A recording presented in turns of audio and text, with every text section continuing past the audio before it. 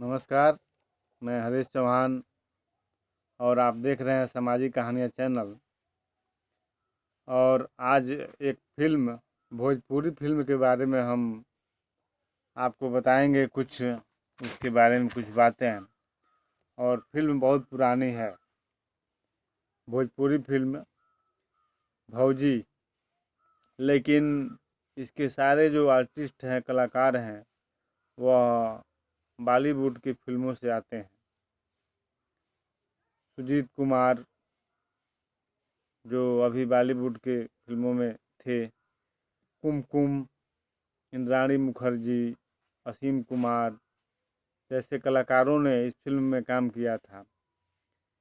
यह फिल्म 1965 में बनी थी और इसके निर्देशक कुंदन शाह थे। इस कहानी को लिखा था रंजन बोस, नाम था उनका। और इसका गाना एक आप लोगों ने सुना होगा, ए चंदा मामा आरे आवो पारे आवो, नदिया किनारे आवो, सोना के कटोरवा में दूध भात ले आवो।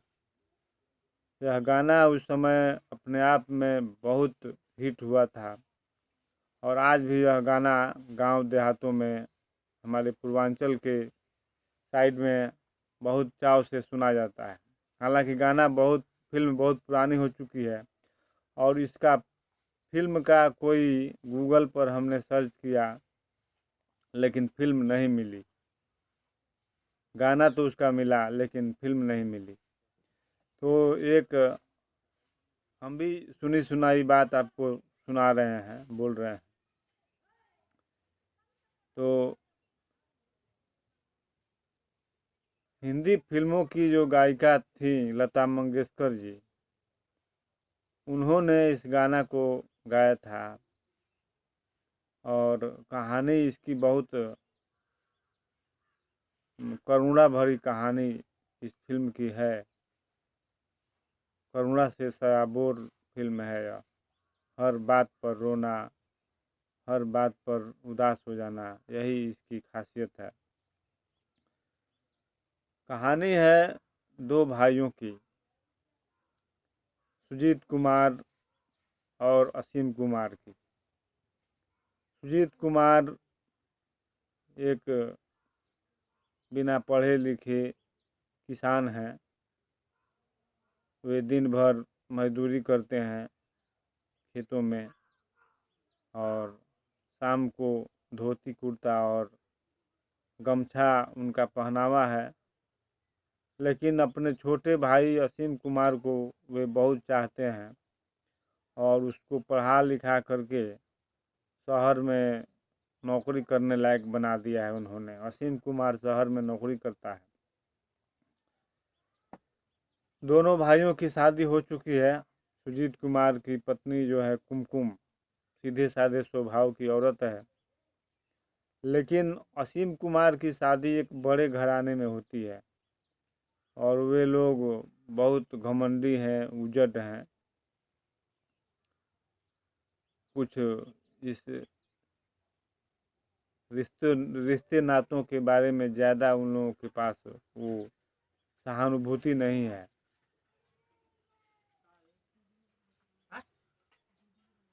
असीम शहर में नौकरी करता है, लेकिन जब असीम कुमार की पत्नी इस घर में आती है तो यहाँ का जो गांव का वातावरण है, इन लोगों का रहन सहन है, उसे बिल्कुल भी नहीं भाता है और वह अलग रहने के लिए तैयार हो जाती है। वह कुछ ऐसा बर्ताव करने लगती है, व्यवहार करने लगती है कि दोनों भाइयों को अलग रहना पड़ता है। फिर दोनों भाइयों में झगड़ा भी होता है और बंटवारा हो जाता है। दोनों के घर के बीच आंगन में एक दीवार खड़ी कर दी जाती है और उसी समय दोनों जो असीम कुमार की पत्नी है और ये सुजीत कुमार की पत्नी है, दोनों के पेट में एक साथ ही बच्चे पलने लगते हैं। समय आता है डिलीवरी का, और पहले कुमकुम की डिलीवरी होती है और एक बच्चा पैदा होता है। इसके 2-4 दिन बाद ही असीम कुमार की पत्नी को का भी तबीयत खराब हो जाता है और उसे हॉस्पिटल ले जाया जाता है। वहाँ पर डिलीवरी से पहले ही वह बेहोश हो जाती है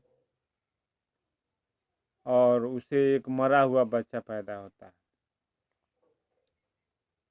तभी डॉक्टर असीम कुमार से कहते हैं कि भाई देखो, अगर यह तुम्हारी पत्नी जो है मरा हुआ बच्चा देखेगी तो वह बर्दाश्त नहीं कर पाएगी और वह अपनी जान तक खो सकती है। इसलिए तुम कोई उपाय करो कि कोई ज़िंदा बच्चा इसके गोद में दे दो। 2-4-10 दिन 2-4 महीना तक फिर संभाल लिया जाएगा। जब इसका तबीयत सही हो जाएगा तो सच्चाई बता करके और बच्चा वापस कर दिया जाएगा। अब असीम कुमार बहुत सोच में पड़ जाते हैं, लेकिन सुजीत कुमार भी वहीं हैं। वे कहते हैं कि कोई बात नहीं है, तुम चिंता मत करो। वे घर आते हैं कुमकुम के पास और किसी भी तरह से हाथ पैर जोड़कर कुमकुम को इस बात के लिए मना लेते हैं कि वह अपना बच्चा अपनी छोटी गोतिन को दे देगी। कुमकुम भी मान जाती है।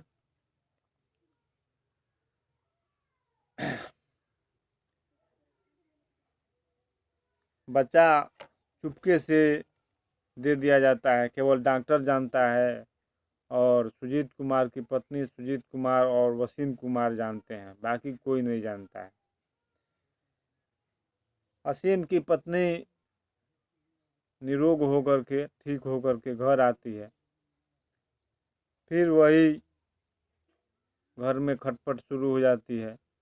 रात दिन वह कहती है, ताना मारती है कुमकुम को कि मैंने बेटे को जन्म दिया है और यह अपने बेटे को पैदा करते ही खा गई, मार डाला। यह डायन है, यह चुड़ैल है, यह निपुत्ती है।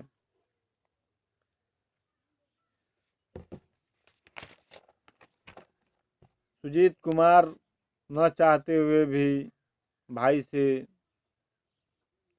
नहीं बोलता है, बोलचाल बंद है।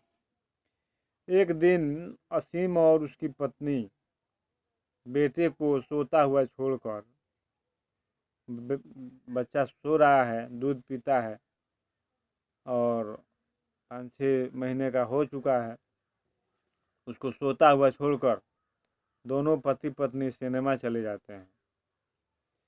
और इधर जब बच्चे को भूख लगती है तो बच्चा रोने लगता है। खाट पर सोया हुआ है बच्चा, बच्चा रोने लगता है, चिल्लाने लगता है ज़ोर ज़ोर से और उछलने लगता है।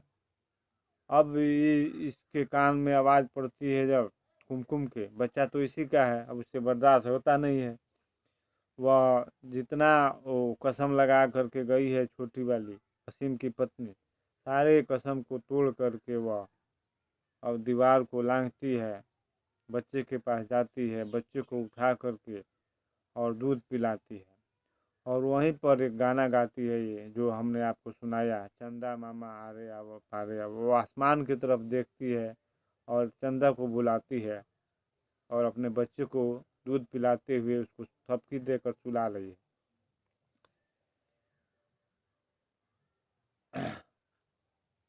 तभी असीम कुमार अपनी पत्नी के साथ घर पर आ जाता है और जब उसकी पत्नी देखती है कि कुमकुम उसकी जो गोतिन है वो हमारे बच्चे को दूध पिला रही है, तो उसका गुस्सा जो है बहुत फट फट पड़ता है। गुस्सा एक तरह से वह तुरंत बच्चे को उसकी गोद से छीन लेती है और बहुत बुरा भला कहती है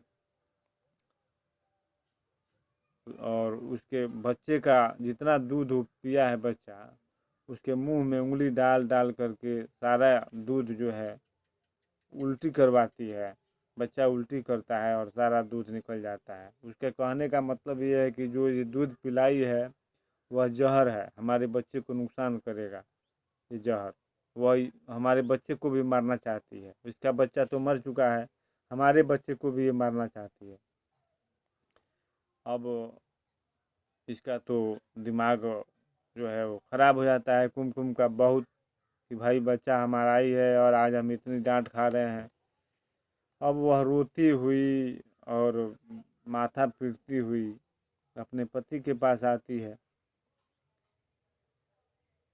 इस काम में असीम की पत्नी को भड़काने में, असीम की पत्नी जो है, खैर अपने घर में तो झगड़ा है ही, लेकिन ज़्यादा मतलब आग में घी डालने का काम जो है असीम की जो पत्नी है उसकी माँ करती है। यानी कि असीम की सास जो है वह ज़्यादा इसमें भूमिका निभाती है घर को फोड़ने में।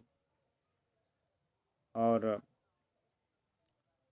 उसके द्वारा कुमकुम को जगह जगह पर बेइज्जत किया जाता है। जो असीम की सास है कुमकुम को जगह जगह पर इंसल्ट करती है, जहाँ भी मौका मिलता है उसको इंसल्ट करती है। वह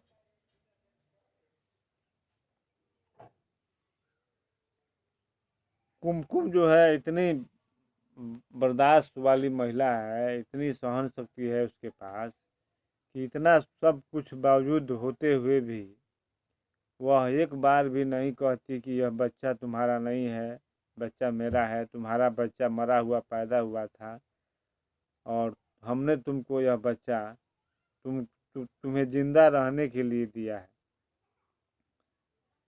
आखिर एक दिन जब बर्दाश्त से बाहर की बात हो जाती है तो एक दिन खुद असीम कुमार सबके सामने यह बात स्वीकार करते हैं कि नहीं, यह बच्चा बड़े भैया और बड़ी भाभी का है।